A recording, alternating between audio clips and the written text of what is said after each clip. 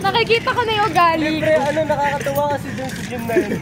Masyado silang ego lifting. Kasi na, makikita mo, hindi naman nila kaya. Pagkatapos tatlo-tatlo na yung squat.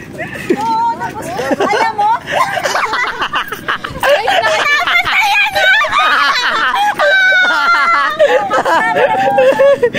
ko na yung ugali. Ang dami kong pagkain!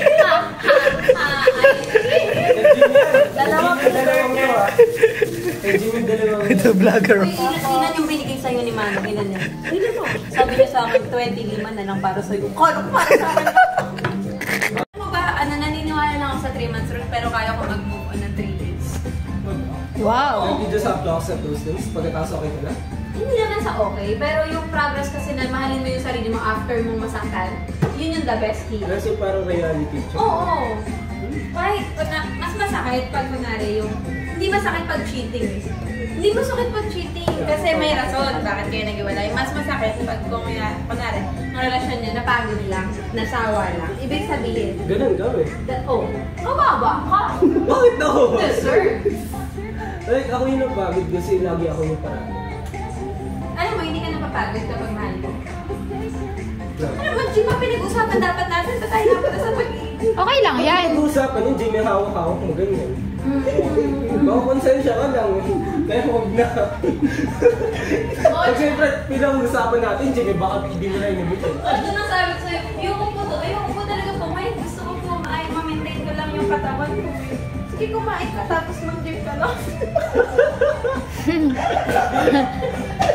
Ay, nag-iwan. Ano pa lang kami nun, hindi pa kami so much close. Sige, kumain ka lang, tapos gym ka pa lang. Sige, nagawa. Parang pang-gaslight lang yun, ah.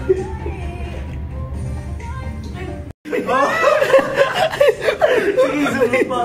Zoom pa. Kamay naman sa kutagad ko!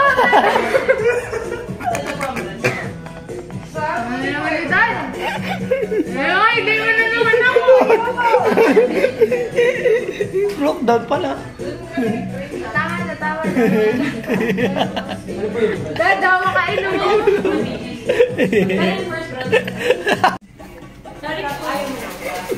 Ay, hindi yan makukuha sa sorry, te. Ano gusto mo gawin ko?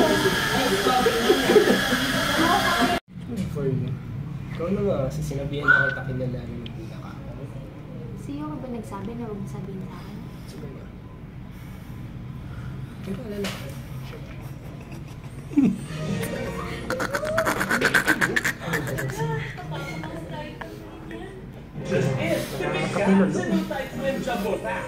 Sa dalawang sase, kaya ang dalawang labada ay Twinsabuta. Ako nag-go. Can cry. No. Nag-go. Para saving na bukas. Pero kaya. Ano, buti na kayo.